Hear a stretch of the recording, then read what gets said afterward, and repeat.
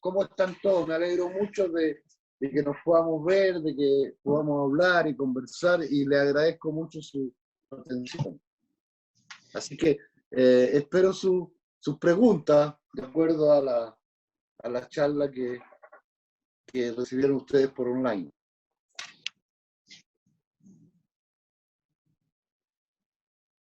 ¿Te escuchaste, no? ¿Aló? ¿Los estoy Sí, viendo? te escucharon. Los veo a todos. Espero sus preguntas, sus comentarios. Compañeros, como era el acuerdo, nosotros les publicamos a ustedes 2 charlas que estaban en Facebook y se las mandé a su mail para que ustedes pudieran conversar hoy día con Miguel si surgían dudas sobre lo que vieron y eso. Así que sería bueno que pudieran... O quienes están en desacuerdo con lo que afirmé, o preguntas, bueno, comentarios, lo que ustedes deseen.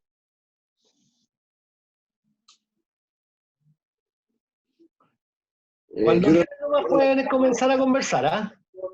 La adaptación del cine, de la literatura al cine, y cómo había que hacer lo propio, había que adueñarse de aquellas grandes novelas, de aquellos grandes relatos hechos por escritores que nos habían seducido a través de sus escritos, y hacerlos de uno, y cambiar y transformar de una u otra manera las estructuras para poder convertir las palabras en cine y en acción dramática.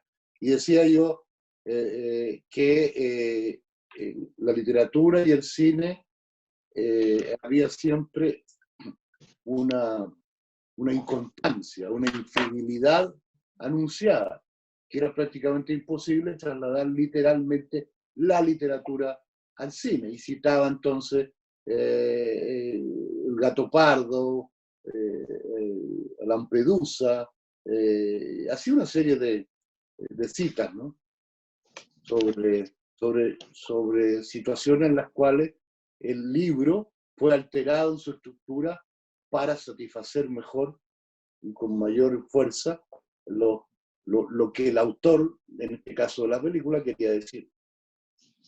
Miguel, yo te voy a hacer una pregunta. Nosotros conversamos mucho de cine siempre, pero cuando tú hablaste de como para ir relajando y rompiendo el hielo, tú conversaste y mostraste el ejemplo de Hiroshima Mon Amour, una película que yo había visto hace mucho tiempo, que retomé y realmente es increíble.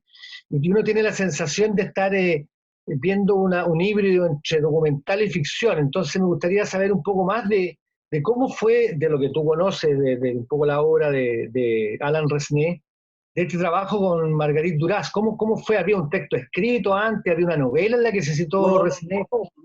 La situación es más o menos la siguiente. A veces las anécdotas logran ilustrar muy bien las situaciones.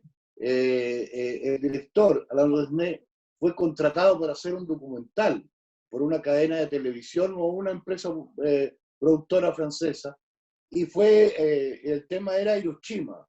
Y él fue a Hiroshima, y cuando vio lo que vio y lo que escuchó allí, la atmósfera de esa ciudad en la cual yo estuve, que se siente la ansiedad, la desesperación y el dolor en todas partes de la ciudad, diría yo. Él entonces llamó a Marguerite Duras y le pidió que escribiera un texto sobre Hiroshima. Y entonces en el camino cambió el rumbo del filme e hizo esa maravilla que a mí no me parece un híbrido, perdona Ricardo, sino que me parece una obra maestra entre el cine y el documental, tomando eje vertebral el relato de Marguerite Duras, que además repite en forma continua durante ese relato. Dice: yo estuve en Hiroshima y di tal cosa, y la otra persona le contesta a la protagonista: no, tú no estuviste nunca en Hiroshima. Y eso se reitera cada cierto tiempo, y entonces él organizó esta película en la cual hace esta mixtura maravillosa entre el documental y el cine. Sí, no, es que yo no lo decía peyorativamente, lo decía en el sentido de que era un híbrido que me parecía notable. Sí, está bien, no, era para señalar algunas cosas del punto de vista del lenguaje nada más, pero sí, allí se convierte en una sola cosa: la realidad y la ficción, la magia y la ficción, de tal modo que a mi juicio se convirtió en una película que ha sido de alguna manera una viga maestra para mi vida como cineasta, pero también, Ricardo, ha sido un momento de gran gozo cuando yo veo la película, porque me emociona mucho esta magia establecida y en la cual se ve claramente cómo la capacidad del director, y es capaz de, no de ilustrar, esa palabra no, de dar un sentido mucho más profundo a las palabras con las imágenes. Y de esta manera mostrar lo que es el dolor y lo que es la injusticia y lo que fue una protesta que me llega hasta hoy sobre las bombas nucleares sobre Hiroshima, ¿no? Y cuando yo fui a Hiroshima tenía muy en mi memoria la película, pero hablé con la gente, hablé con algunos sobrevivientes, y allí me explicaron algo que es muy difícil, amigos, amigas, Ricardo, de explicarse hasta hoy, porque los perros dejaron de ladrar, se olvidaron de ladrar después de la bomba atómica, ¿no? Aparte de todo lo que significó la muerte de cientos y cientos y cientos de seres humanos, pero los perros, la especie, dejó de ladrar hasta hoy, ya se ha transmitido. Bueno, abrimos el micrófono para que alguien, si tiene alguna duda, alguna cosa que le haya quedado después de ver las charlas, pueda preguntarles. Es el momento, compañeros. Hay una niña que está con máscara ahí que yo creo que quiere decir algo.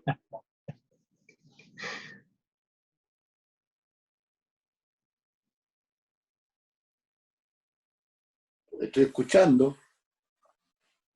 A nadie le pareció nada, alguna de las afirmaciones que yo hice allí, dudosa, no clara, etcétera, o algún otro tipo de observación. Lo que pasa es que no puedo dar la charla de nuevo, porque ya la charla la di en dos partes, la primera parte y la segunda. Entonces, esto está concebido, planteado como un foro en el que íbamos a conversar. Yo voy a hacer una intervención. Magnífico. Ya, muy desde la total ignorancia, porque soy simplemente una espectadora de cine que tengo un acercamiento por el interés que me produce a esta conversación y a una charla anterior que dio Ricardo, ¿ya? Pero me llamó muchísimo la atención desde esa lógica que usted planteaba en sus exposiciones, justamente esta relación como de que señalaba en su conversación con Buñuel, ¿verdad? De la infidelidad, que significaba como a llevar un texto literario, ¿verdad? Al cine. Y yo lo miraba desde lo que me ha pasado a mí como espectadora respecto de justamente algunas películas y que las he visto posterior a haber leído los libros, ¿verdad?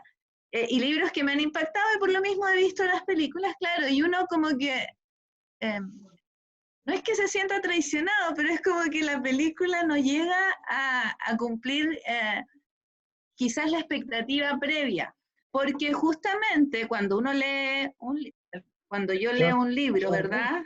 Mi imaginación va creando los lugares y por lo tanto los personajes adquieren cuerpo, adquieren forma, adquieren expresiones, los paisajes adquieren colores y eso nos sucede a cada uno y ese imaginario es distinto porque está mediado por nuestras experiencias. Entonces, la duda que me asaltó es como, ¿cuál es el sentido entonces de plasmar o de llevar un libro a una película cuando va a tener como ese choque con todas las miradas que tenemos las personas quienes ya tuvimos un acercamiento? Como, ¿cuál es el sentido? Es muy correcta su inquietud y su pregunta. Yo pienso más o menos igual. Por eso es que yo estaba muy inquieto con lo de la adaptación cinematográfica al cine. Y por eso en una de mis conversaciones ahí en la Cupol con don Luis le pregunté, ¿no? Pero ¿cómo encontrar el punto de ser fiel al espíritu de la novela y del cuento y al mismo tiempo hacerla cinematográfica. Y entonces él dice esa frase, no busque más Michel, así me decían, porque no hay ninguna posibilidad de ser fiel entre la literatura y el cine. Hay que transgredirla siempre para poder ser fiel al espíritu.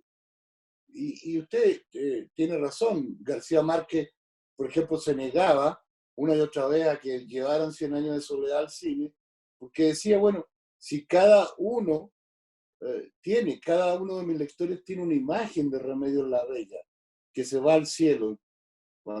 Y entonces el director va a elegir a una actriz. Y Remedios Larrey, que tiene una cara disímil y que son cientos, miles de imágenes en cada lector de la novela, va a tener un rostro concreto. Y no lo va a creer, porque cada uno tiene la imagen del personaje en su mente y en su emoción. Y entonces esto puede hacerse mucho más todavía, mucho más evidente en lo que usted señalaba, muy bien, que son los paisajes. ¿Cómo? ¿Cómo describir el ambiente de una novela como 100 años de soledad, por ejemplo? O recrear lo que hizo Visconti en la novela Lampedusa, que yo puse allí como ejemplo, que creo en El gato pardo, que pienso que son los pocos casos en que el cine y la novela van a la par. Y si usted lee la novela, va a sentir maravillosamente las sensaciones que están allí, las maravillosas sensaciones o descripciones, y al mismo tiempo usted ve el filme, hay una recreación de esas que tienen tanta fuerza y tanta altura artística como la novela. Pero es un ejercicio muy difícil y yo lo comparto con usted sin inquietud porque normalmente el cine se alimenta de la literatura y se alimenta sobre todo del teatro, que quizás sea más cercano. Pero en la descripción de un autor que le transmite a un lector sus propias vivencias y que éste hace su propio film, digámoslo así, en su cabeza, cuando está leyendo, es un desafío muy grande trasladarla al cine con propiedad y sin ser infiel. Yo me refiero a la infidelidad como un camino, a la estructura, como un camino posible a poder contar y narrar estas historias que están en la literatura y que al trasladarla desde un lenguaje a otro sufren cambios y transformaciones que son inevitables.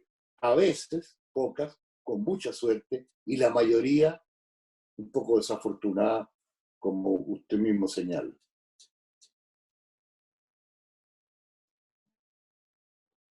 Porque Okay. yo en la charla decía, mire, yo les voy a demostrar que hay una infidelidad permanente, pero no decía cómo no ser infiel a la novela, al relato, sino que cómo encontrar un punto en que se pueda transmitir en otro lenguaje, transportando el otro lenguaje de las imágenes, de las palabras a las imágenes, y convertir en una acción artística, dialéctica, y en una especie de acrobacia, de circo, y convertir en una tercera obra, que no es ni la novela ni la película, sino es una obra fílmica que es distinta a las dos posibilidades. Y señalaba además con mucha audacia, pero que a mí El extranjero de Camus, que fue llevada al cine por Visconti, a mí no me gustaba porque era demasiado literal, lineal a la novela. Y creo que ahí no se había producido la mutuación, la transformación. Que esto tiene más que ver con la alquimia, parece ser, que con algo muy concreto. No sé si está satisfecha con la respuesta, pero... Sí, totalmente. Sí, pero lo comparto. No, totalmente, sí. Y de allí que él decía, no busquen los grandes novelistas, porque no va a ser posible. Busque una novela que sea modesta, pero que tenga una buena estructura. Y ahí señalaba yo que el caso de Beldellur, que es una gran película, sin duda, pero yo la novela no la leí nunca. Pero sí he visto muchas veces el filme y se lo recomiendo con mucha fuerza.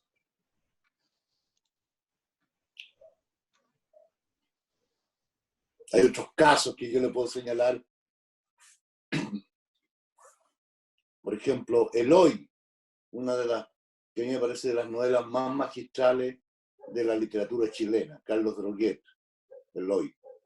La carabina del ñato Eloy. Y él hicieron una coproducción de Chile y Argentina, hicieron una película. Yo había recién estrenado El Chacal de Nahuel Toro y estábamos haciendo un programa de televisión de literatura que se llamaba Nuestras Letras, y yo era el director, y lo entrevistamos a él, y él después del programa me dijo, ¿por qué no hace usted de nuevo mi libro? Y dije, pero, don Carlos, ya está, ya es una película que se está estrenando, pero hágalo, léalo, y yo lo había leído muchas veces. Y de alguna manera, mire lo que voy a decirle, en El Chacal de Nahuel Toro hay algo de la narrativa de Droguet, pero no es Droguet, no es Eloy, el Chacal de Nahuel Toro. Así ocurre también en el cine. Yo sé que no puedo responder en forma matemáticamente exacta porque son temas que no son exactos. Es la gracia, que toca o no. Mire, Saura, cuando hace Bodas de Sangre, de Federico García Lorca, que también está en la segunda entrega de la literatura y el cine, adapta, y lo adaptan con la compañía de bailarines y de magistrales y de música, y lo hacen en un escenario donde están imitando las cosas, y sale una obra que es absolutamente ligada a la poesía de Lorca. Y aparentemente no tiene nada que ver. Sin embargo, ahí está el espíritu, que trasciende los elementos materiales.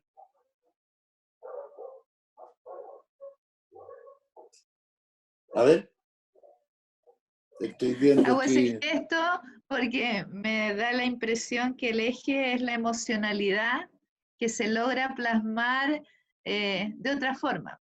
Como que en el fondo, en la medida que conecta con la emoción, nos puede resultar más cercana, más como verdadera. Sí. Tiene razón usted. Yo creo que también. Pero no lo daría como receta, eso es lo que te quiero decir. No lo daría como receta. Digo, cada uno tiene que encontrar la forma de... Como en el caso, por ejemplo, del gato pardo, que yo señalaba ahí en la charla. El momento en que el príncipe de Salinas, interpretado por Burt Lancaster, que es norteamericano, que también es una adaptación, toma el talle de la sobrina en el baile. Visconti confesó mucho tiempo después o contó que eso no lo había tomado él de Lampedusa, el hecho del baile sí, pero no la emoción, la importancia que él le dio a ese momento, sino que lo había tomado del joven Werther de Goethe. Para mí fue una gran sorpresa, pero no entiendo. Es un momento nada más, pero ese momento es mágico en la película y es mágico y le da un nivel superior al filme.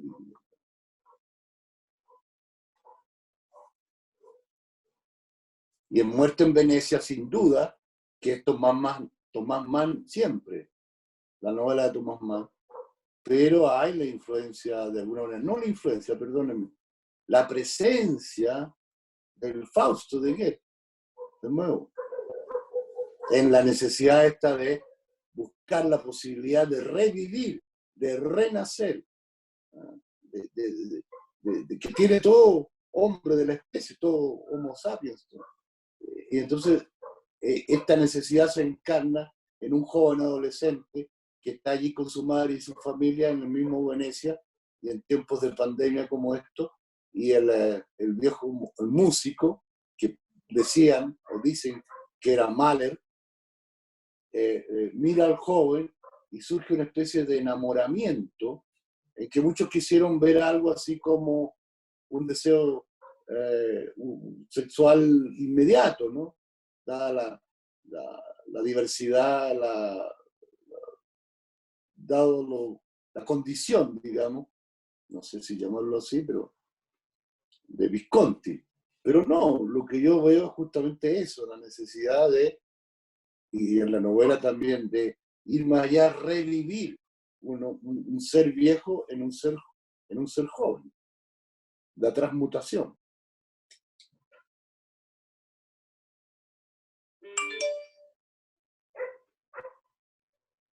A ver, ¿alguien me quiere preguntar otra cosa? Por favor. ¿Yo? Ah. ¿Ah? Sí, aquí está. Te va a preguntar algo Alex. Tiene algunos problemas con el sonido, pero él te va a preguntar algo. Dale, Alex. Bueno, primero, gracias por la instancia. A mí me quedó pegada el momento en que habló sobre las obras negadas o prohibidas, o sobre lo que no se debe adaptar.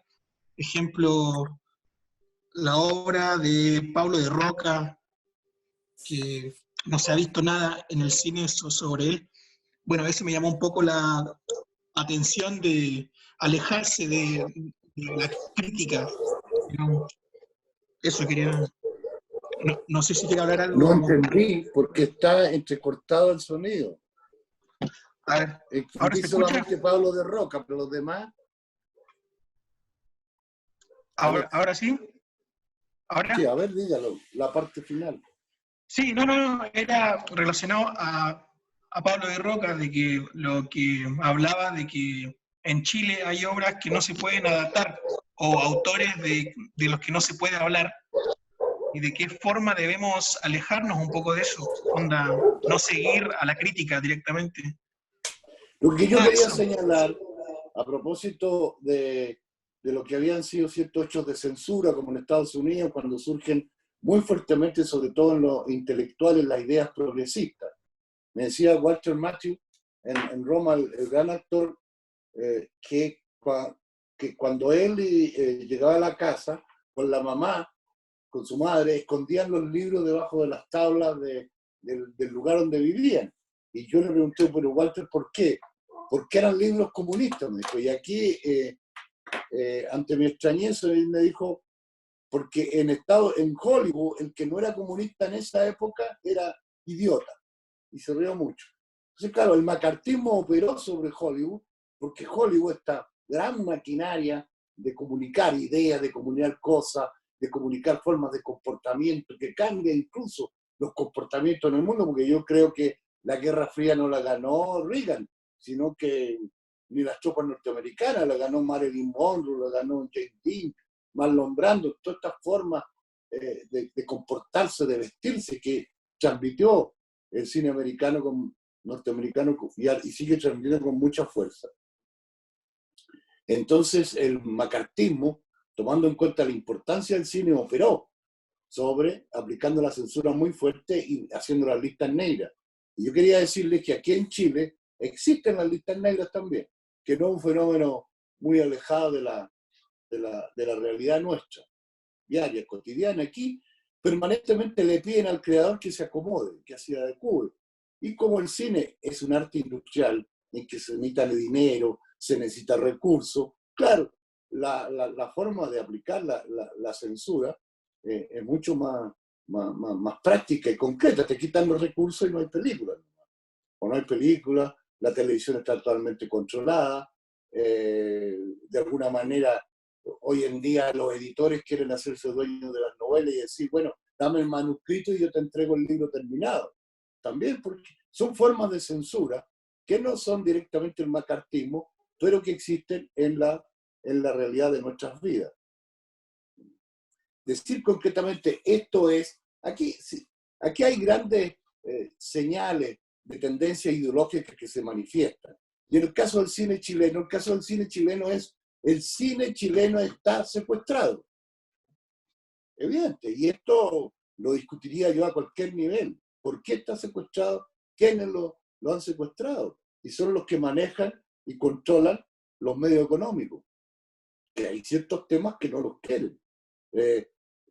Aquí en cine chileno se pisa la cola constantemente, porque como no hay público, el realizador busca, o la realizadora busca su legitimación, estar en un festival de cine europeo clase B o clase A, da lo mismo. Y ahí los curadores de cine internacional han de alguna manera diseñado el cómo debe ser el cine de la América Latina.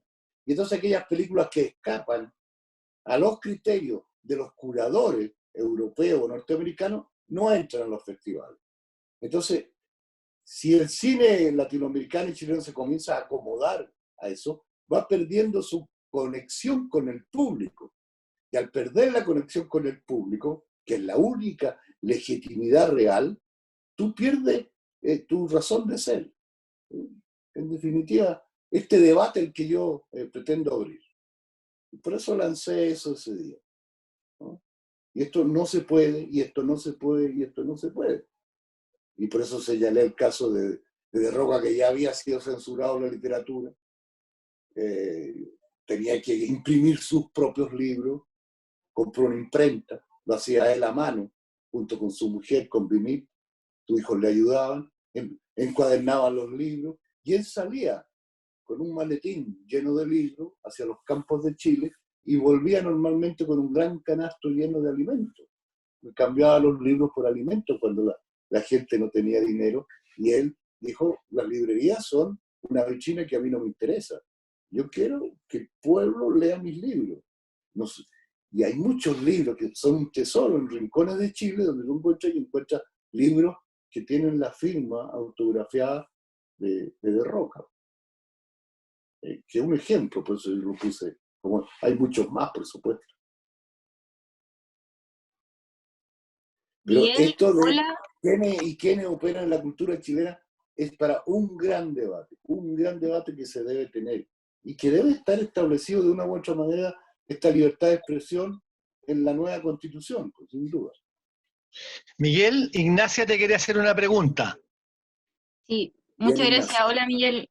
A propósito de Pablo de Roca, yo de hecho tengo una edición, me la encontré botada en la calle, literalmente, autografiada por Pablo de Roca, y me imagino que debe ser uno de esos libros. Y quería preguntar respecto, por ejemplo, a El extranjero de Visconti.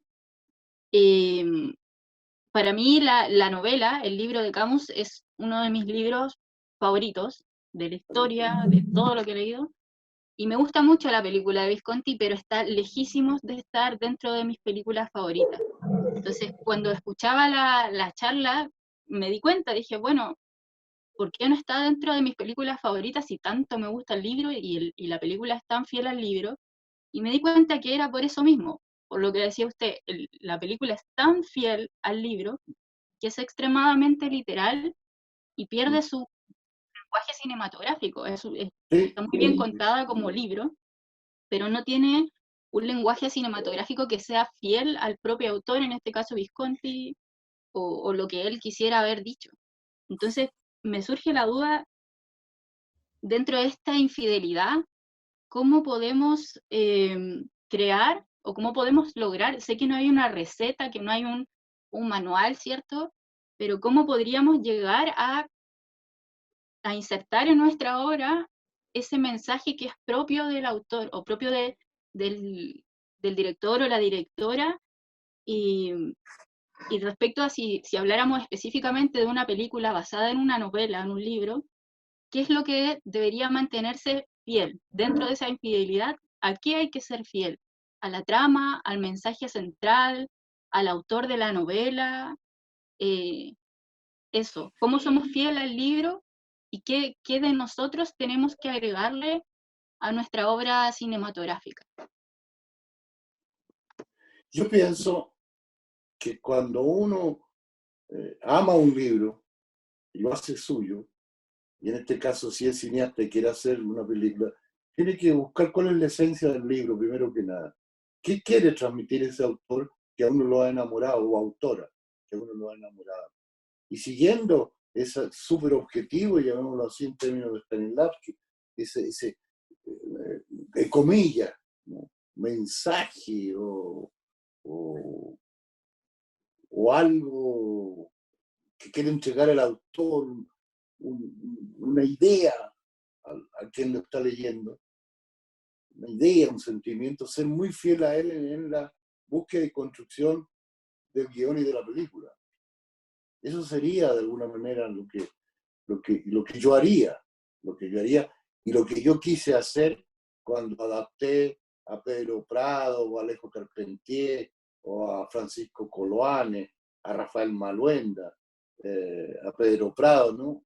García Márquez, buscar el que de alguna manera del espíritu del autor se traslade a uno y de ese modo trasladarlo a la película y buscar entonces en la estructura de la novela que a nosotros nos ha seducido, cuál es la estructura, cuál es la columna vertebral que mejor va a interpretar ese mensaje o ese superobjetivo del autor.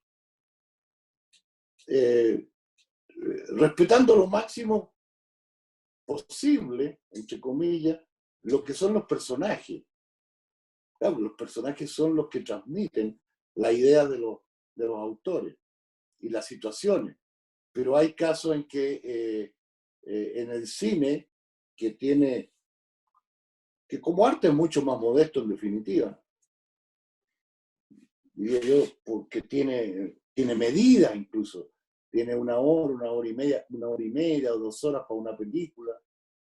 Entonces, claro, una novela, ¿no?, va a abarcar mucho más tiempo.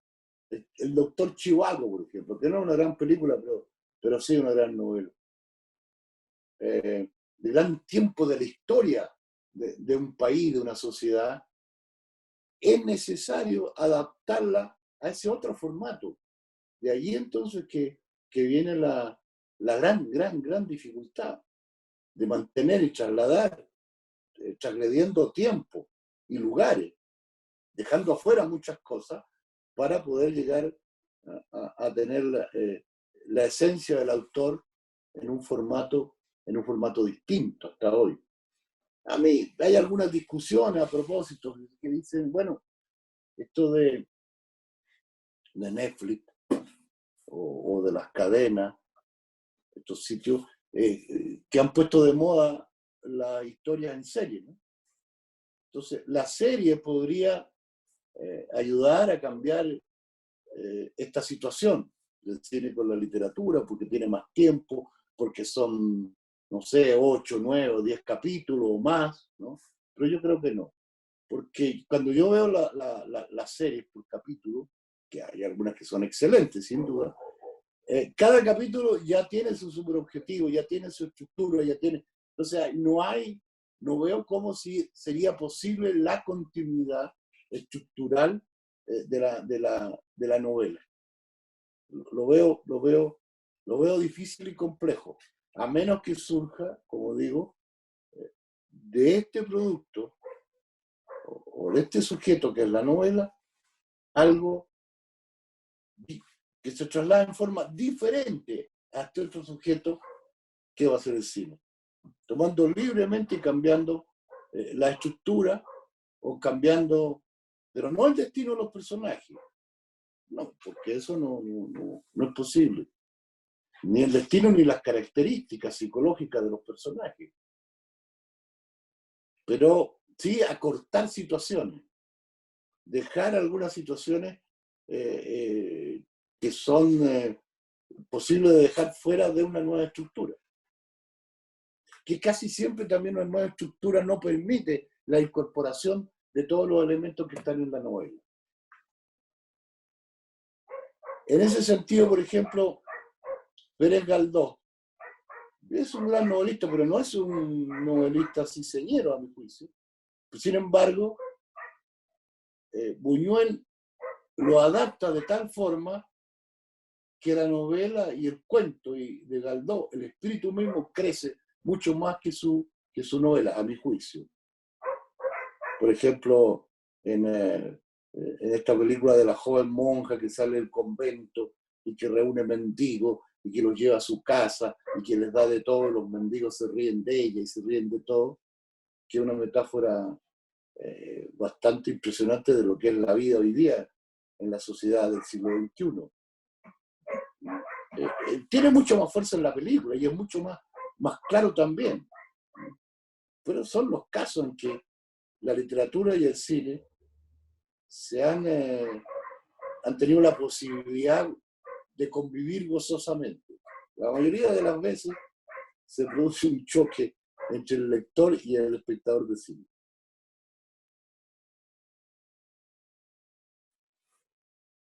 O en Los Olvidados, o en El Ángel Exterminador. Si lo han visto, ustedes recuerdan. Esto que uno entra a un lugar y de ahí no puede salir, porque hay una valla invisible que lo impide. No se puede nomás. Sin embargo, todo ocurre al interior, y alcanza casi un nivel, alguien podría decir, de estructura teatral, porque hay una unidad de tiempo y de lugar. Sin embargo, las descripciones que hace Buñuel a través de la cámara, en que sí la cámara tiene una posibilidad de acercarse a la literatura mucho más que en los diálogos, así que la película sea un filme en lo absoluto. Es un filme perfecto, es lo que se llama una obra maestra.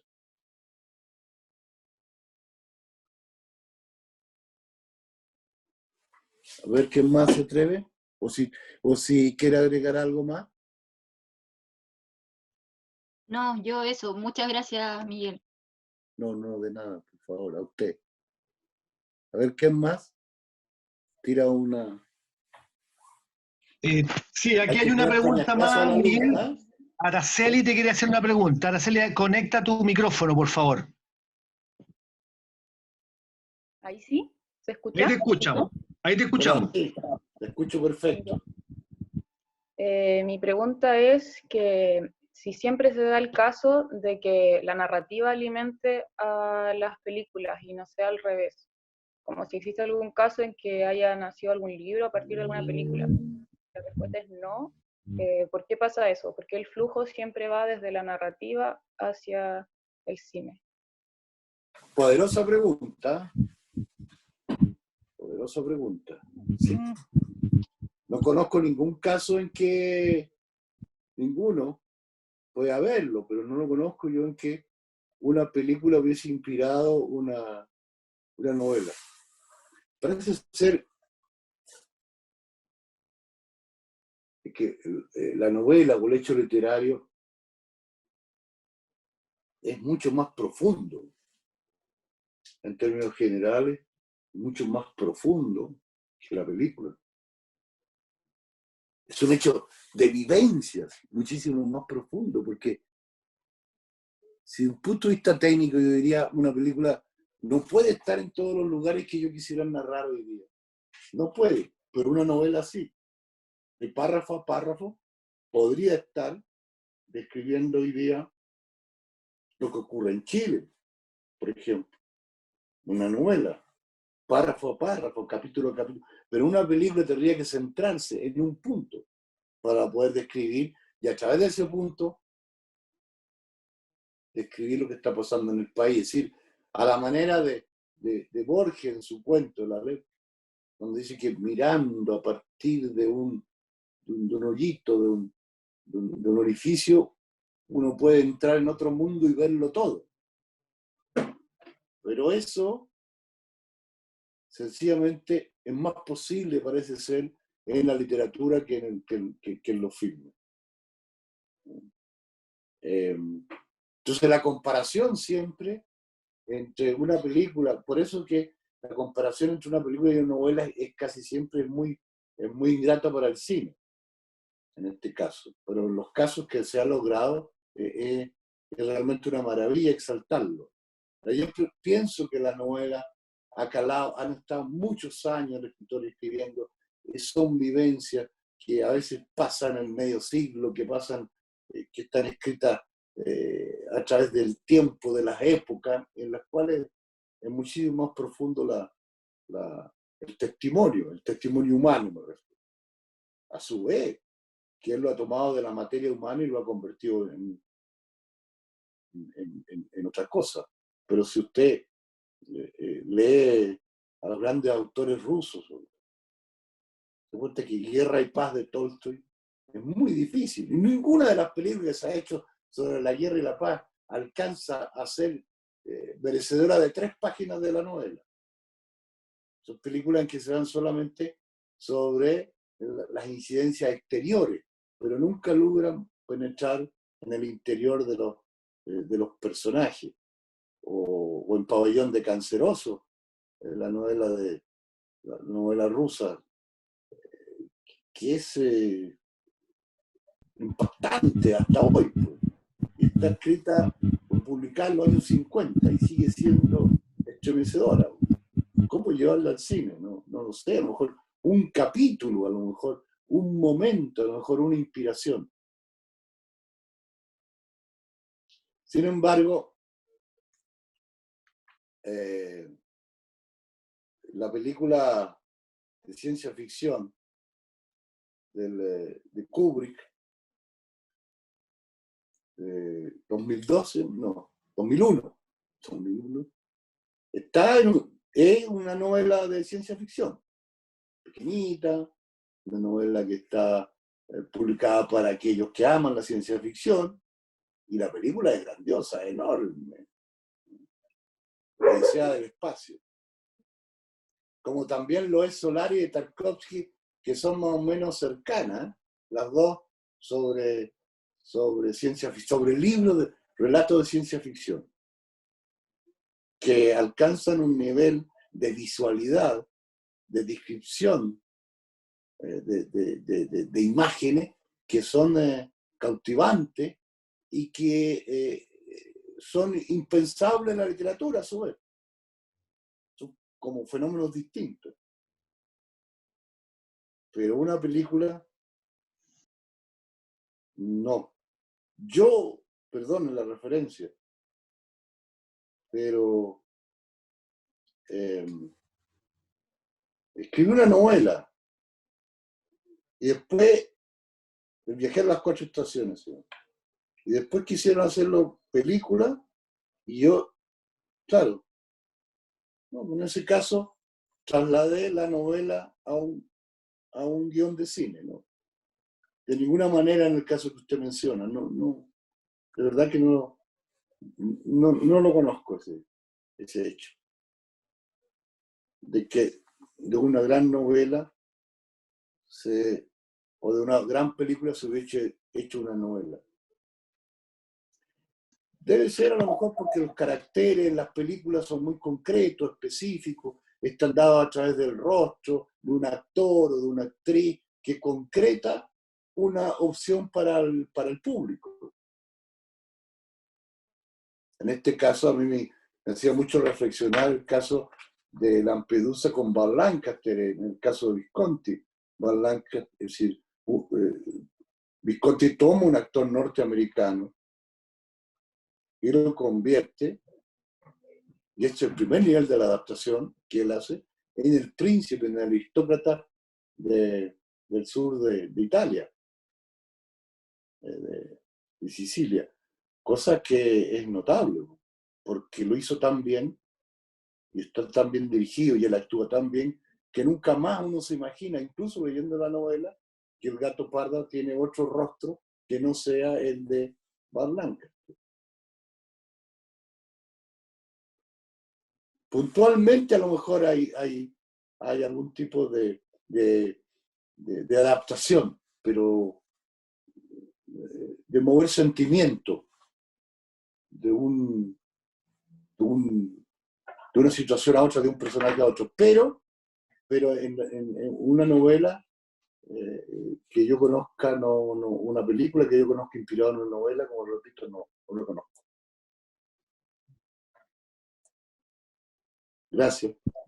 Gracias, don Miguel, Miguel, una duda que me gustaría que a lo mejor tú conoces más, que yo no sé si esto es parte del mito urbano, pero hay una película que según lo que dice el mito urbano nace de una fotografía de nuestro fotógrafo famoso que se me olvidó el nombre ahora, que vivió en ¿Larraín? Francia, Larraín, que saca una foto en un parque, que le cuenta esta historia a Cortázar, que Cortázar escribió un cuento, que Antonioni lee y termina siendo blow up. Yo no sé si eso es real o no, pero ahí parte de una fotografía, de un hecho fotográfico, no de Bueno, una eso sí, novela. pues, claro, eso sí puede ser. ¿Por qué no?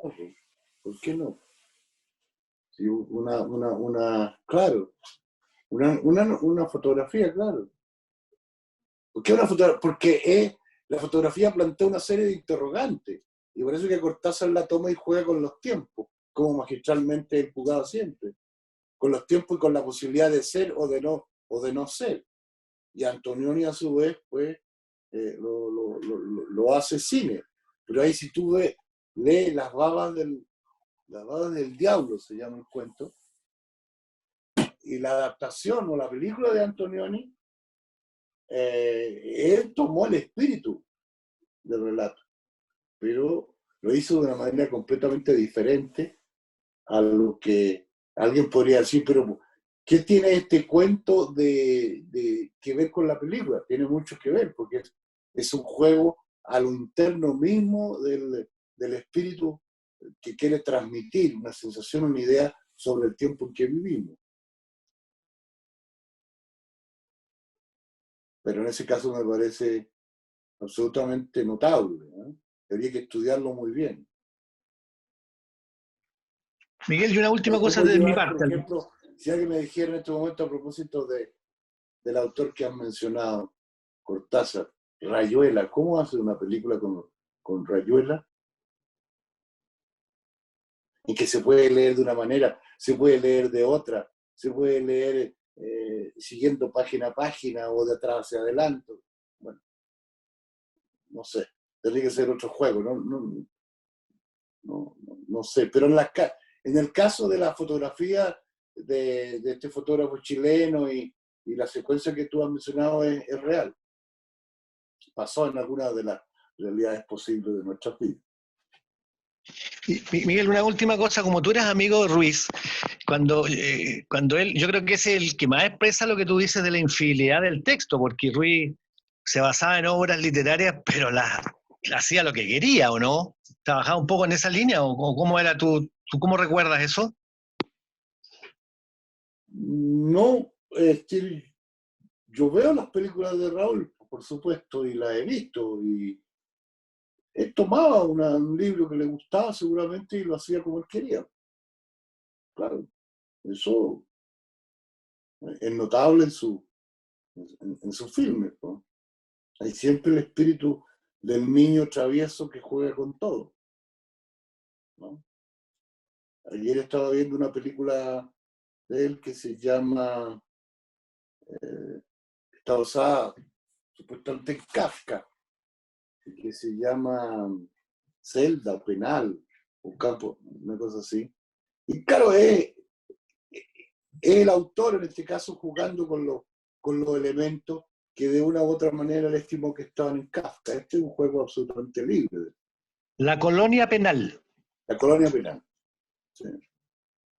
La colonia penal. Claro, eso. Pero ahí yo no llamaría una adaptación. Yo llamaría basado en, que es distinto.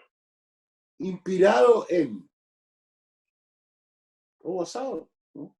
Que no exactamente ni la novela ni el cuento, sino que está basado en alguna idea o en algún momento que te inspiró, eso que se llama inspiración, o te dio el golpe, el impulso para hacerlo. Claro, la colonia penal es kafkiana, sin duda.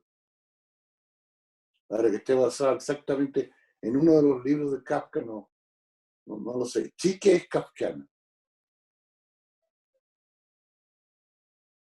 Como es de alguna manera kafkiano y esquizofrénico que nosotros estemos comunicándonos a través de estos aparatos hoy día, no lo habíamos ni siquiera soñado hace 2 o 3 años. La vida tiene estas singularidades que hacen que nuestra existencia sea bastante absurda, muchas veces.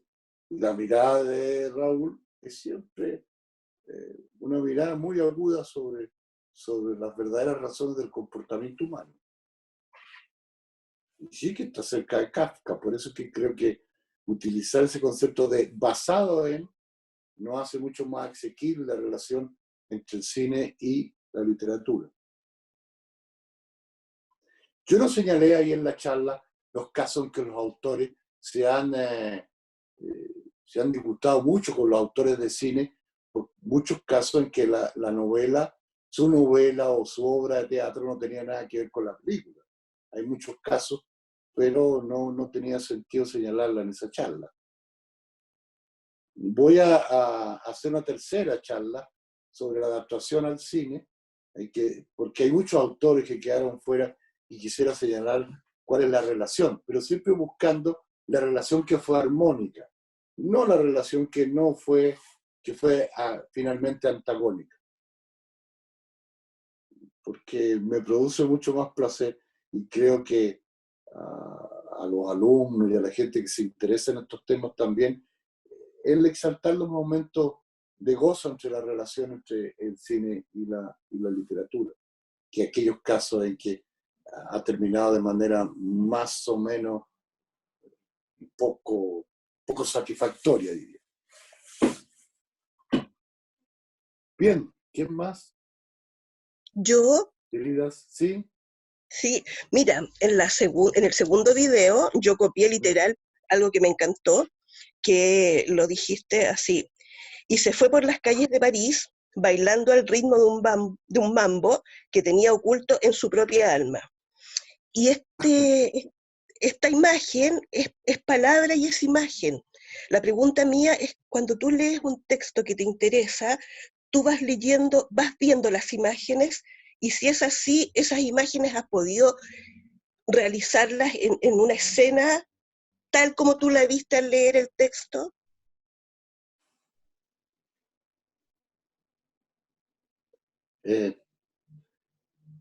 ¿Cómo responderte? Cuando leo. Y seguramente que me imagino. Seguramente que las primeras películas que yo vi en mi vida son cuando mi madre, yo no sabía leer, y se juntaban un grupo de niños ahí en la aldea y ella nos leía el Peneca y nos leía los cuentos. Entonces uno se iba imaginando qué le pasaba al príncipe, qué le pasaba a la princesa, al perro que era el amigo del protagonista, se iba imaginando todo, y el bosque, y a lo mejor después buscaba un bosque que fuera similar. Y leo, y ahora me pasa lo mismo. Si leo y me encanta el texto, pues no me aparto de él de ninguna manera. Me encanta, me fascina, y vivo eso que me está transmitiendo el libro, que es algo, un objeto tan noble y tan decididamente necesario para uno. O la poesía. Pero no trato nada, me dejo llevar, como cuando uno escucha la música y escucha a Mahler o a Mozart y Beethoven, y te deja llevar, te deja. En un estado maravilloso de exaltación que se produce. Y eso de García Márquez, claro, yo quería transmitirte a ti, que iba a leer, ¿cómo fue ese momento? Y él estaba así, esto fue lo que se me ocurrió. Recordando el momento, se me ocurrió que él, que era muy gracioso para caminar así, y era un hombre muy alegre, y amaba mucho la vida, pero mucho, tanto así que en un artículo por ahí dice que lo único que no le gusta de esta vida es la muerte. Dice que esto no está contemplado para nada, esto de la muerte no lo contempla como posibilidad. Y en otra parte de un libro dice, se queda mirando las cosas y dice que le da tristeza. ¿Y el qué? Le pregunta el interlocutor. esto, dice, todo esto que, ¿por qué se tiene que terminar? Se pregunta. Claro, entonces, este espíritu tan vivado, este duende interno, como dirían en España, que tiene, ¿cómo trasladarlo para contártelo? Decía, no, él se fue muy contento. No, se fue con ese mambo, ese ritmo de música que tenía adentro, seguramente por las demás cosas que estaban ocurriendo alrededor, seguramente por lo que estaba viendo, seguramente porque recordó algo. Bueno, yo lo recordaba de esa manera. Pero, y cuando escribo... ¿Sabes lo que pasa? Que yo lo vi. Cuando tú lo vas relatando, yo lo voy viendo. Claro. Voy viendo a García Márquez caminando por París, bailando con este mambo que tiene oculto en su alma. Entonces, por eso es esta mezcla entre palabra e imagen. Es muy bonito lo que dices, te lo agradezco mucho. Qué bueno. ¿Aló? No escucho nada. No, yo te lo agradezco a ti. Yo te lo agradezco a ti. No. Es que uno Gracias, siempre escribe, cuando uno está solo, siempre escribe pensando en quién va a leer. Bueno, al final del día o al inicio. Bueno, es muy bello lo que me has dicho y te lo agradezco muchísimo.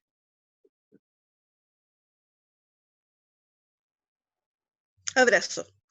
Gracias, igualmente. ¿Alguna otra pregunta? Es el momento, muchachos. Tenemos acá al maestro para preguntarle. Dudas de sus películas. Miguel, tú trabajaste mucho con textos narrativos.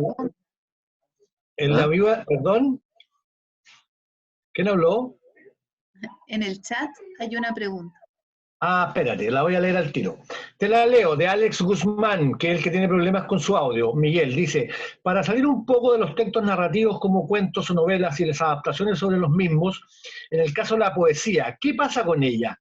He visto adaptaciones de poemas narrativos convertidos en cortometrajes, pero no he encontrado nada sobre adaptaciones de poemas propiamente dichos. ¿Hay experiencias de adaptaciones sobre poemas en el cine? ¿Se podría hacer cierta vinculación con el cine experimental? Sí, sin duda. Pero la poesía, diría yo, que está siempre presente en todos los grandes autores del cine. De una u otra manera, si ellos pudieran, si hubiéramos podido tener la posibilidad de conversar con todos a través de un sistema como este, lo habrían contado, en tal escena fue tal poema, en tal otra fue otra, y en tal, ¿no? Trasladando situaciones diversas, porque la poesía en general no es narrativa, ¿no? Son sensaciones que se están produciendo en el momento y siempre se están produciendo cuando uno la lee, sobre todo cuando lee la poesía en voz alta, que creo yo que es como hay que leer la poesía para que la música de las palabras y de sentimientos se escuchen. Entonces, yo creo que está presente siempre, Ricardo, siempre. Hay muchas escenas y cosas en la vida que a mí me recordaría, me recuerdan poemas y pues que están allí, los poemas épicos de todas maneras, las descripciones, para hablar de un clásico, en la Odisea está clarísimo, Homero siempre en las películas épicas, eso, ahí está. Y hay un caso de la novela, de la literatura y del cine, y de un chileno, pues, de dos chilenos, pues. Neruda, que escribe el poema, que describe, que toma el poema, Ardiente Paciencia, que dice, pues, al amanecer entraremos con ardiente paciencia a las grandes ciudades de cristal. Con ardiente paciencia entraremos a las grandes catedrales de cristal, que toma Antonio Escármeta para escribir el libro, que después es cine, en una versión que él hizo y después en una versión que hizo un director inglés, no recuerdo el nombre en este momento, que se llama Ardiente Paciencia. La historia del cartero de Neruda. El poema está allí presente y está presente no solo en el título, sino, diría, estructuralmente en todo lo escrito y en todo lo filmado. Este concepto de que con ardiente paciencia entraremos a las grandes catedrales del futuro, que se aplica hoy en día también en nuestras vidas, ¿no? Tenemos que tener paciencia, y paciencia, ardiente paciencia, pues no habla de una paciencia sujeta a lo paciente, a lo aceptado, sino dice, el poeta dice ardiente paciencia, que quiere decir que está lleno de pasión. Es decir, el ardiente impaciencia en verdad es impaciencia.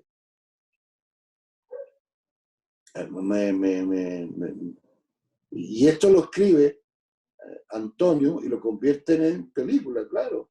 La película que él filma en Portugal, que es muy bella, muy bella. Y la película que después hace un director inglés, con una música de un músico argentino, en la cual hay grandes actuaciones también, un actor muy homogéneo y un Neruda muy conmovedor. Ardiente paciencia. Miguel, aquí hay otra pregunta. Te voy a interrumpir, disculpa. El que siempre enamoró a Neruda. El poeta francés de la ardiente paciencia. Yo creo que tenemos que vivir con ardiente paciencia, esperando entrar a las grandes catedrales del futuro. ¿Cómo hacerlo eso en cine? Se ilustraría. Bien, pero vamos a la pregunta. Miguel, disculpa.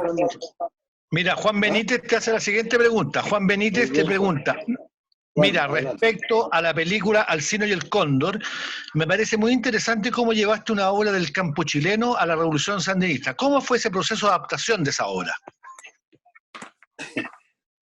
Fue así, fue más o menos así.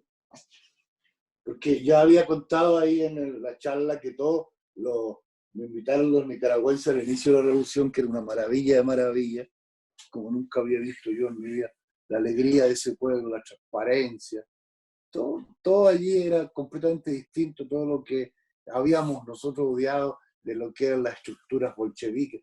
Más bien las estructuras estalinistas de la revolución, era una revolución latinoamericana que florecía, que todos los días se inventaban cosas, todo lo que se escribía era distinto, estaba lleno de poetas, de artistas, bueno, era muy bello y desestructurado y un poco anárquico también, por eso que era muy bello.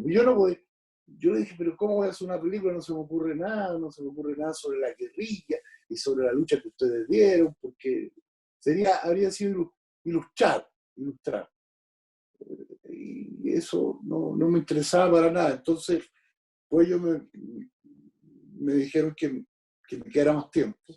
Fui, viajé por aquí, por allá, y un día en un campo, el camino estaba arriba, y uno bajaba por un camino de tierra, por supuesto, lleno de dificultades, y pronto encontraba un valle de piñales.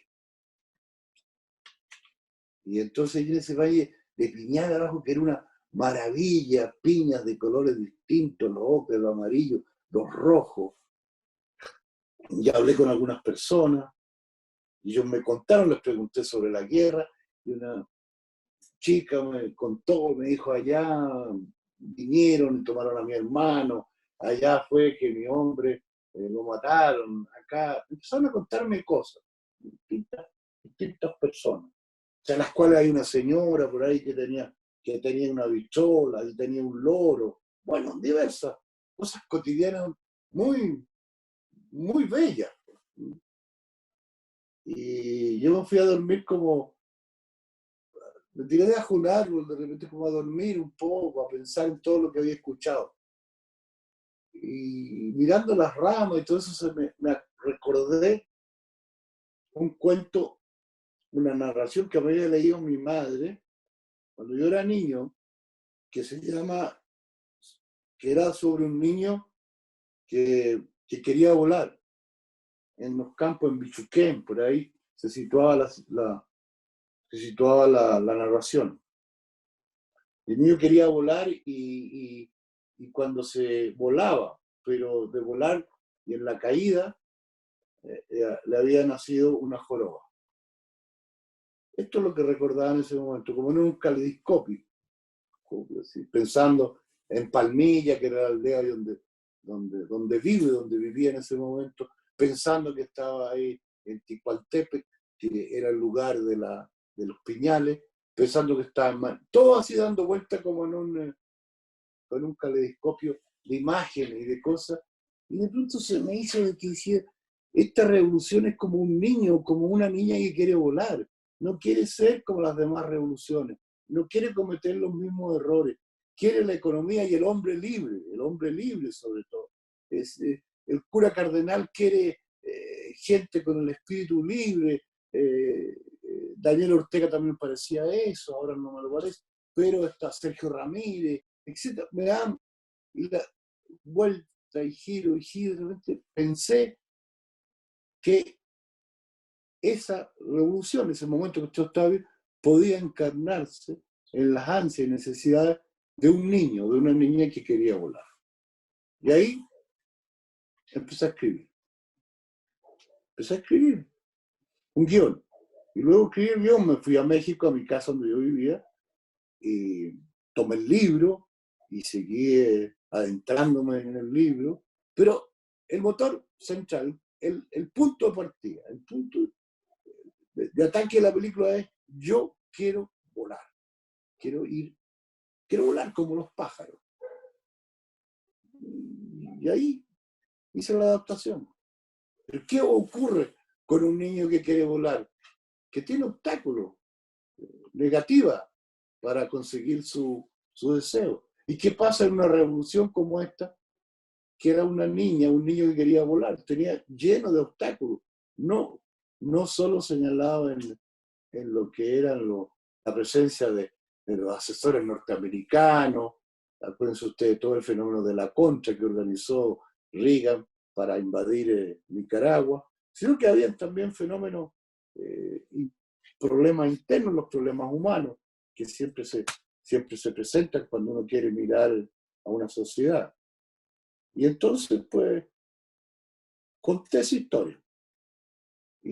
Y cada vez también que alguien me decía algo cuando estábamos filmando, que alguien me contaba algo nuevo, yo lo iba introduciendo en la película.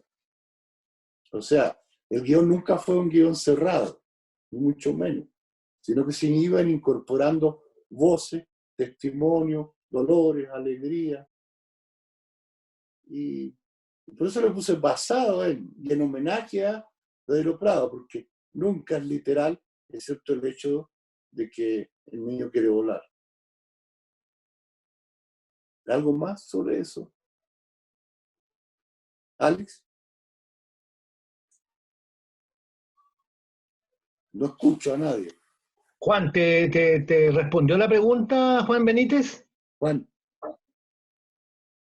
Es que tiene su micrófono apagado, Juan. No sé si lo podrá activar. ¿Alguien que tenga el teléfono activado? ¿Alguien más quiere hacer alguna pregunta? Mira, aquí hay un alcance que hizo nuestro colaborador Guillermo Valderrama. Dice, Star Wars se hizo libro, primero fue la película, y después en paralelo salió la novela, pero es un caso excepcional, dice. Ahora es cine comercial, pero bueno, ahí tenemos un ejemplo de lo que preguntaban. No, es que yo le respondo al mito. Yo no tomé para nada la relación del cine industrial con el cine de autor, no. Claro.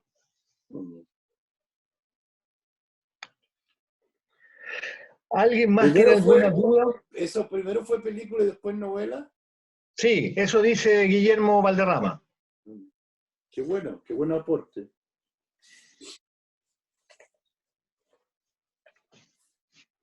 Aquí hay dos nuevos mensajes. A ver, veamos qué me están diciendo. Espérate un poquito. Qué bonito eso del Gabo bailando mambo, con su propio mambo. Muy bonito. Voy a tratar de hacerlo yo en la vida. Y tú andas con una melodía, quizá. ¿Ah? Claro. Yo siempre creo que uno puede cambiar y transformar la materia de alguna manera, ¿no? Bueno, pero vamos Le hablo de la materia mía, de mi propia materia. La pregunta.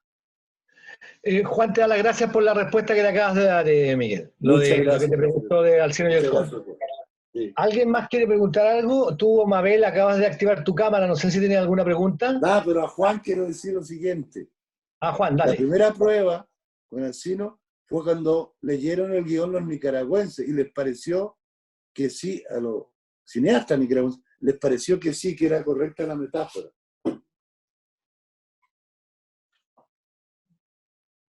Era importante para mí.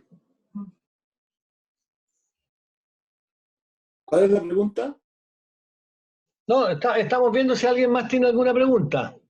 ¿Alguien quiere hacer otra pregunta a Miguel? Allá se abrió alguna cosita ya, no la vi. Cuéntenme. No se manifiestan, profesor. Allá yo creo que hay una persona que sí. Argenis, ¿quieres preguntar algo? Argenis pregunta algo, hombre. ¿Cómo estás? Tienes desconectado tu micrófono. Ahora, Sí, dale. Profe, maestro, ¿cómo está? ¿Cómo estás tú? Bueno, todo bien. Profe, fíjese, sí tengo una pregunta que me nació desde hace rato, pero como estábamos hablando más de adaptaciones de novela, de poesía a cine, no la había hecho. Pero mi pregunta es concisamente, y no sé si podría hablarse de adaptación o de una especie de remake, cuando se hace de cine a cine. Los ejemplos, por ejemplo, tenemos en Psicosis de Hitchcock, cuando le hizo prácticamente una copia fotograma a fotograma o plano a plano que hizo, creo que fue Gus Van Sant hace como 10, 15 años, que hizo la misma Psicosis de Hitchcock, pero le agregó unas escenas que para el momento en que la hizo Alfred Hitchcock no las podía mostrar, no las podría mostrar como él quería por la cuestión de la censura. Es el caso cuando se masturba el protagonista, etc. Y también hay otra especie de adaptación que es, por ejemplo, lo que hizo Michael Haneke con su propia película, que ahorita no recuerdo el nombre de la película, pero él la hace en su original y luego la lleva... Funny Games. Ese mismo, Funny Games. Él la hace después con unos actores norteamericanos y creo que es una adaptación gringa. ¿Qué le parece ese tipo de paso de cine a cine? Me parece una aventura destinada al fracaso. ¿No? Yo creo que cuando la obra ya ha sido plasmada y ya ha sido realizada y tiene su propio espacio en el espíritu, nuestra imaginería, en lo que corresponde a nuestra memoria, ya es muy difícil cambiarla por algo que sea igual pero mejor. No lo he entendido nunca. Lo digo, a mí me han hecho en la vida innumerables propuestas de filmar de nuevo El Chacal de Nahuel Toro. Yo digo, pero ¿cómo se va a filmar de nuevo? Pueden filmar otra película, pero hacer esa película de nuevo, no, yo no, de ninguna manera. No, que la hacemos en color, la hacemos aquí, no, entre más elementos le ponen es peor la propuesta. Porque es eso, no. ¿Cómo transformar una piedra en otra piedra? Hay dos piedras, y las dos tienen su fuerza y las dos tienen dentro de ella, como dicen los alquimistas, mucho que contar. Son dos piedras diferentes, son dos manos distintas, ¿no? Son dos experiencias que ha formado la Tierra en forma de... Entonces en el arte, digo yo, una copia de una... No, yo creo que sí, la referencia sí, como en la pintura. Hay pintores, por ejemplo, que hacen una referencia a Velázquez y a cuadros sobre las meninas, ¿no? Y eso sí, porque está claro, ¿no? Que toman una forma y unos recursos de plasmar un momento de la vida y lo colocan en una tela diferente, voy a llamarlo así, en un momento distinto. Pero que es muy válido seguramente hacer un remake de una película. Cada vez que yo he visto el remake, a mí no me ha parecido una obra con consistencia de autor, una obra real. Siempre he visto como una copia. No sé, a lo mejor tú que eres muy cinéfilo, te puedes recordar algún caso de algún remake que fue realmente acertado.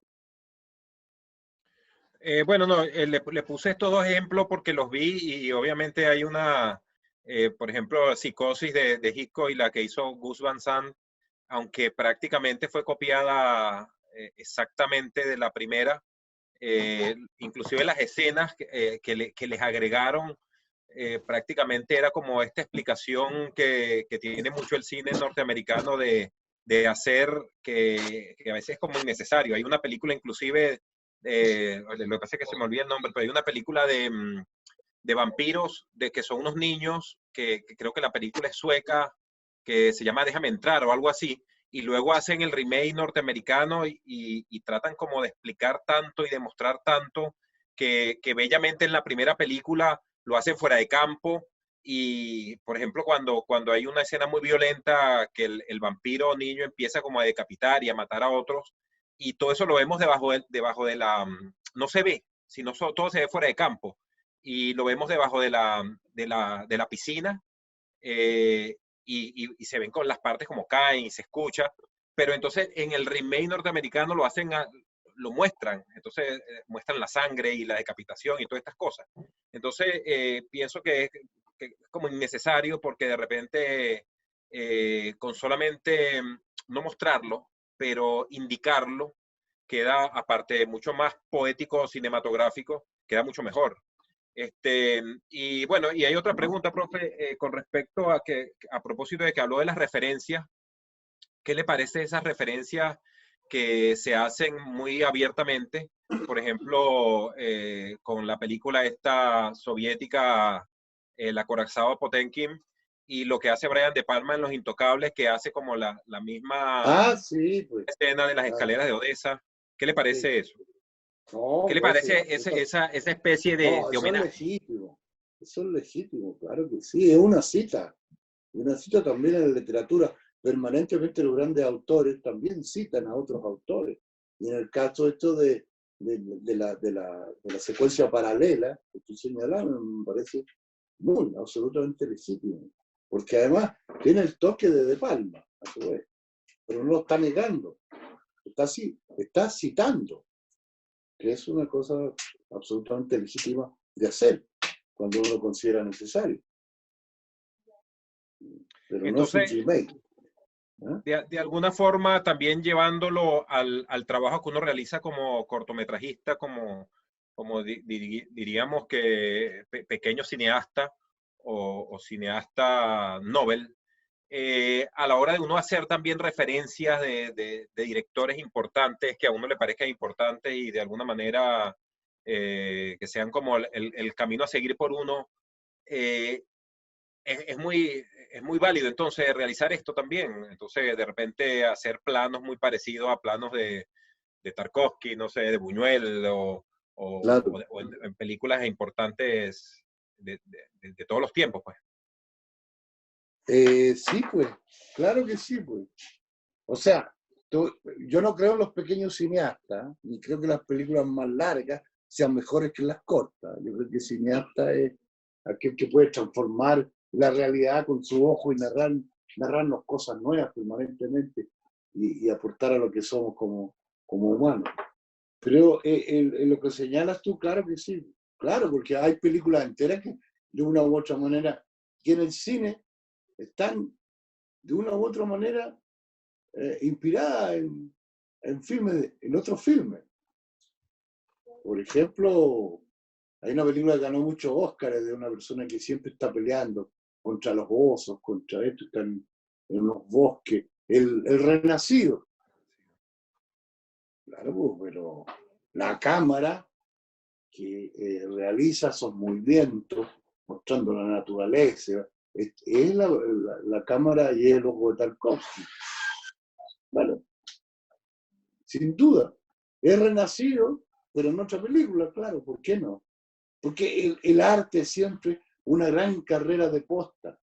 Siempre el que corre un punto llega, pero con todo lo que ha sido antes. Nadie parte de un punto cero. Partimos a través de la memoria y a través del subconsciente, ¿no? A través de todo lo que conocemos, de lo que hemos visto, que hemos dado por vivido, y de lo que no conocemos todavía, que está en nuestro subconsciente y en nuestra memoria, pero que hemos vivido.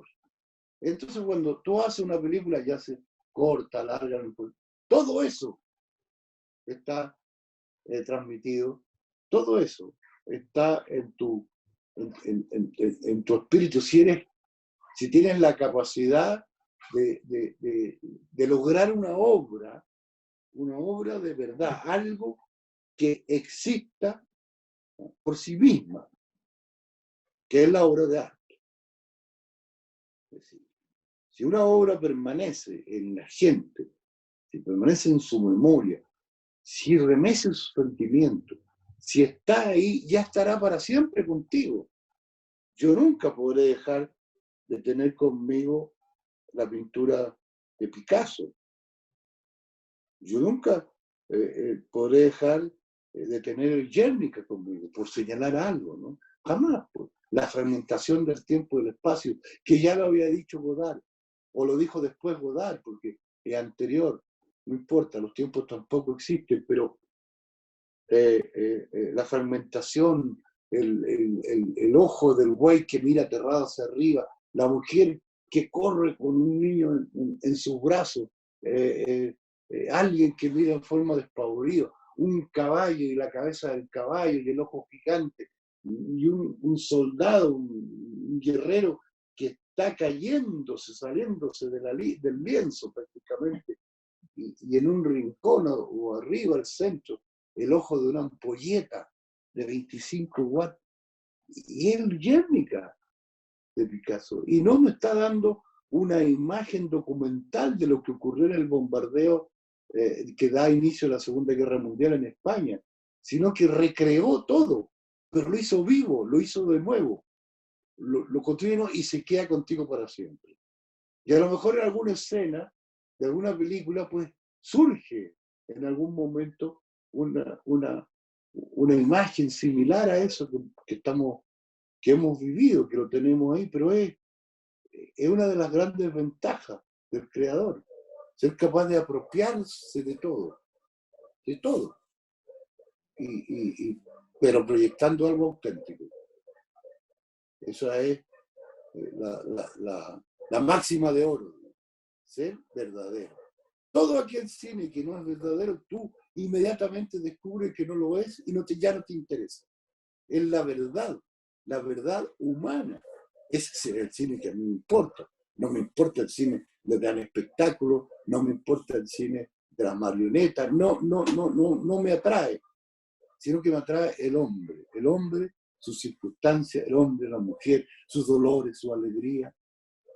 No retratado en forma naturalista, porque también amo el neorrealismo, pero no es para imitar el neorrealismo, sino como fuente de conocimiento y de inspiración, incluso para no repetirlo, incluso para que uno deje su espíritu creador libre y se imponga lo que uno quiere transmitir con honestidad y con verdad a su tiempo. Y eso es fundamental. La película que miente se nota en el primer fotograma y ya no te importa, ya no quedará afortunadamente. O si queda, no importa. Pero así como la poesía cae al campo como si fuera el rocío de la madrugada, así también el cine tiene que ser verdadero en su esencia, si es verdad el sentimiento. La copia mecánica de determinadas técnicas o determinadas formas de hacer el cine no me interesa. No me interesa nada.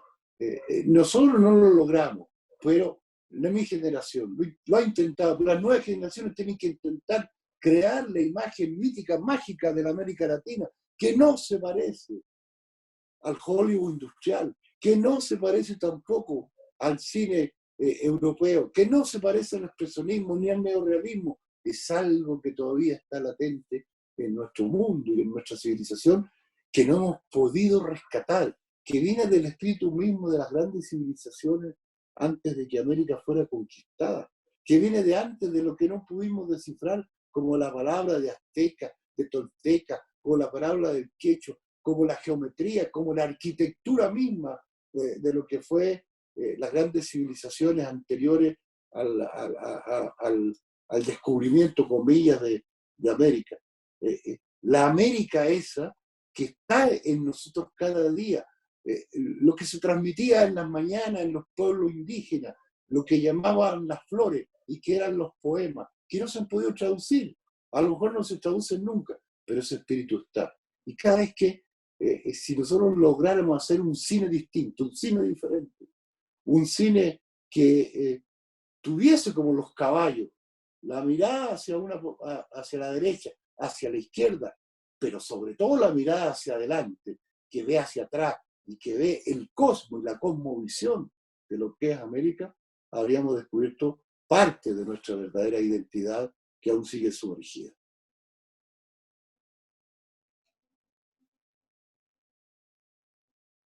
Me parece que yo le agradezco mucho la atención, el diálogo que tuvimos. Me voy muy contento, me voy muy feliz y voy a ir con ese mambo interior que escribí sobre García Márquez, pero que es tuyo, tuyo, tuyo, y ahora también quiero que sea mío. Y los invito a que se inscriban en el Instituto de Altos Estudios Audiovisuales de la Universidad de O'Higgins, ¿no? Para que sigamos en contacto, conversando y creando espacios en que se exprese la libertad y el espíritu y el arte. Muchas gracias.